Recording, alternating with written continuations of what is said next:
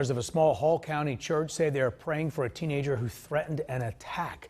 Gainesville authorities say that the 16-year-old girl was planning a church massacre. Channel 2's Tony Thomas live. And Tony, since we saw your last hour report, you moved inside the church where members are trying not to think about how horrible it could have been.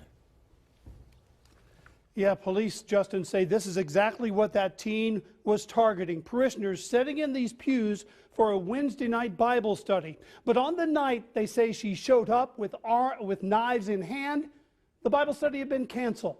The church says they're praying for her, but cannot let this go quietly.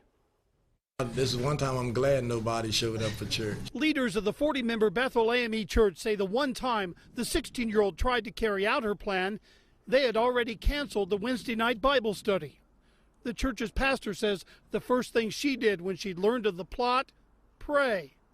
She then addressed the church. Tried to let them know, let us be not afraid, because it tells us that God is with us. Gainesville police say the 16-year-old girl had a detailed notebook of her plans. She collected kitchen knives to carry out the attack and was going to make another attempt. What was her plan? She wanted to find a group of parishioners at the church that wasn't a lot of them, but a small group, and attack what she thought that she could harm and kill them just based upon their race. Chief Jay Parrish says the teen did white supremacy research on the internet. Luckily, she didn't have any firearms or anything of mass destruction. No longer in the United States of America can you go to church and feel safe and secure. The bishop over AME churches in Georgia says all 500 under his leadership will look at security measures. AME Church in Georgia does not intend to let this incident go quietly.